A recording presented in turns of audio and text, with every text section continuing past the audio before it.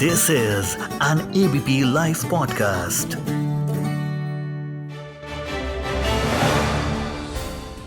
So, the festive season is just round the corner. Durga Puja, Diwali.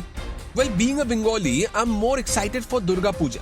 And since this is my first Durga Puja as a working professional, I've decided to give myself some presents like clothes, shoes, headphones, etc. And not just me. People all around the country are going to enjoy the festivities, which means they're going to spend money. But recently, I came across a report which said that India's retail inflation, as measured by the Consumer Price Index, surged to 7% in August compared to 6.7% in July. For 8 straight months, the inflation rate has remained above Reserve Bank of India's acceptable rate of 2 to 6%. Now, with festive season knocking on the door, should you be worried about the surge in inflation? Let's talk about this today. So, welcome to Clear Cut, only on ABP Live Podcast. I'm your newsman Rudrashis, and today, let's talk about inflation. So first, let me give you all a clearer picture. So inflation is the rate at which prices rise over a specific time period. Inflation is often defined as broad metric such as the overall increase in prices or the cost of living in a country. Inflation affects both consumers and producers. Inflation rates are measured both year over year, how prices have changed over the last year, and month over month, how prices have changed over the past month. There are two measures of inflation in India: the Wholesale Price Index and the Consumer Price Index. The Consumer Price Index is a measure of price change at the retail level that is based on 260 commodities, including some services, while the Wholesale Pricing Index is the price of a typical basket of wholesale items.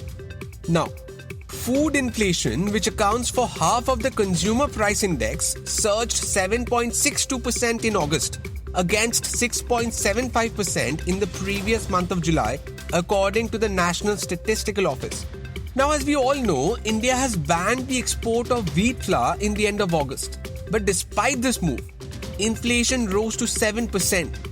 Now, this may compel the central bank to raise the interest rates in the coming months to combat the inflation.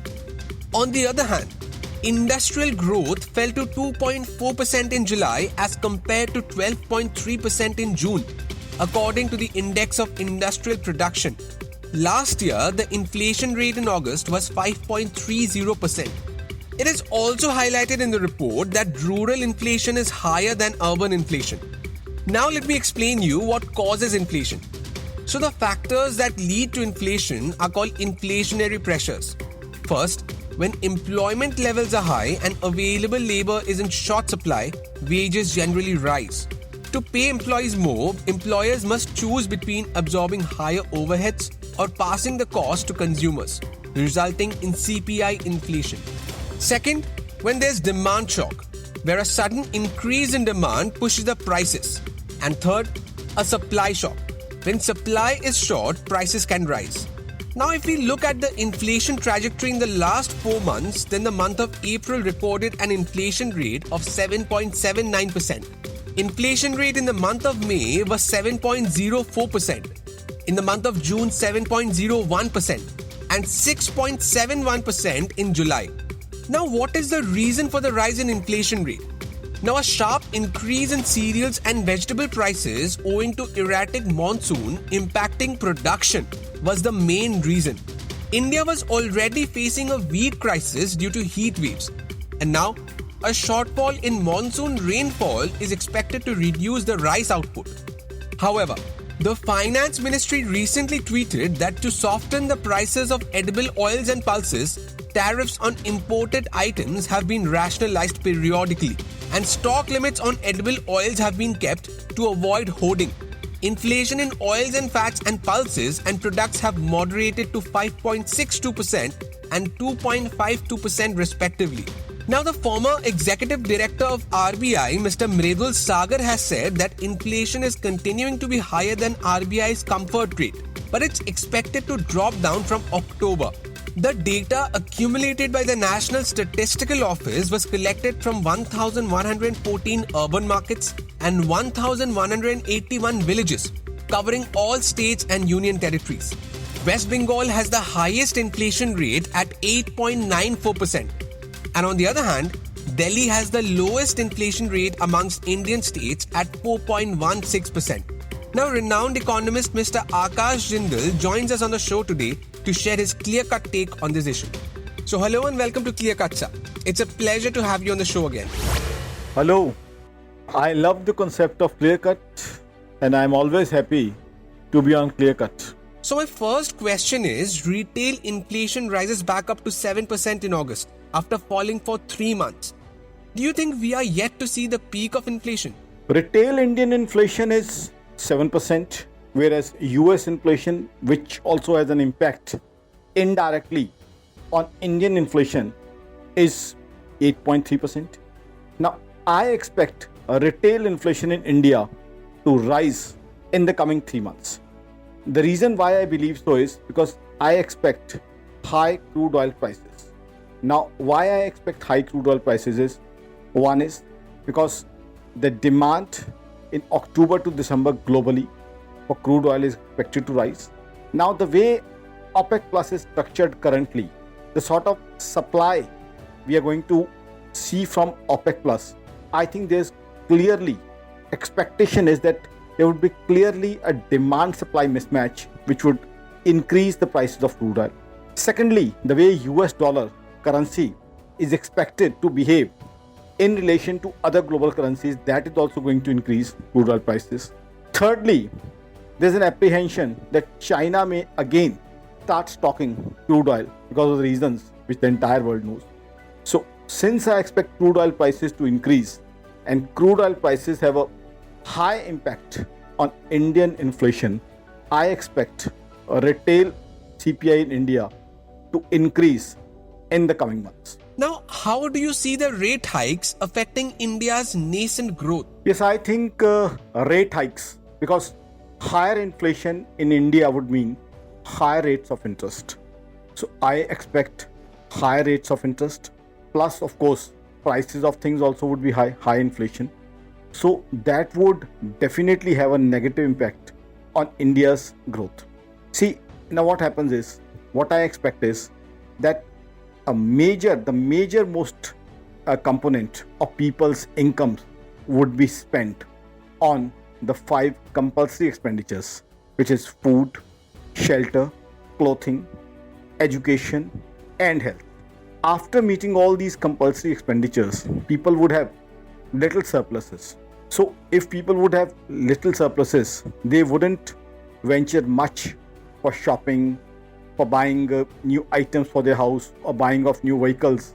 So that definitely is going to dilute India's GDP growth. Having said so, still I believe India's GDP growth for the year is expected to be around 7.5%, which I expect to be much more higher relatively and comparatively with other economies which are bigger than us. So what I say is that India's GDP growth is not going to be too steep. It's expected to be 7.5%. It's not expected to grow too high because of high rates of interest, higher inflation. But comparatively still we would be much better off in comparison with other economies which are bigger than us. See, US, the world's biggest and most powerful economy. In the past 2 quarters, they had negative GDP growth. China, which is the world's second biggest economy, in the last quarter, they had merely 0.4% GDP growth. Germany, the 4th biggest economy, they have been severely impacted by high inflation because of Russia-Ukraine war. Japan also, we all know, they have not been offering to high growth. Japan is the 3rd biggest economy. So India's GDP growth is going to be negatively impacted because of high rates, high inflation. But still, comparatively, we'll be outperforming other bigger economies or the economies which are bigger than us. So what I expect is we may achieve around 7.5%, which is perhaps going to be the fastest GDP growth amongst bigger or major economies. Is there any projection on the 10-year benchmark bond yield at December end and March end? See, after observing a retail CPI inflation in India, And after expecting a rate hike in India, and also seeing the liquidity which we'll be having in the coming months, and of course also anticipating the higher rates of interest, the rate of interest increase which the Fed could have in US or the global scenario, in 10-year benchmark bond yield, what I expect is that if you ask December of 2022, I expect it to be between 7.25% to 7.5%. And if we talk about March 2023, my expectation is around 7.2% to 7.35%, because interest rates, liquidity, appetite for loans, appetite for borrowing, all are going to be major factors for deciding 10-year benchmark bond yield. My last question is, with the festive season just round the corner, how do you think this inflation will affect the consumers? Yes, I think this is a very important question, and I believe that festival season demand is going to be negatively impacted in India. See, inflation is high, and I expect rates of interest to increase further. Now, festival seasons, Dussehra, Durga Puja, Navratra, and post that many other festivals and Diwali are quite close. Firstly, I expect lesser Diwali bonuses this year. Secondly, because of higher interest rate, the appetite of people for buying new cars, new two-wheelers, new household items like an LED or a refrigerator or a sofa set or a new carpet for house is going to be lesser. Plus, still what happens is, though we see that GDP has increased, but still the incomes which people are having from their salaries or businesses, they haven't increased that way, the way inflation is increasing. So that's going to impact festival demand. So I don't think we'll have a great festival demand.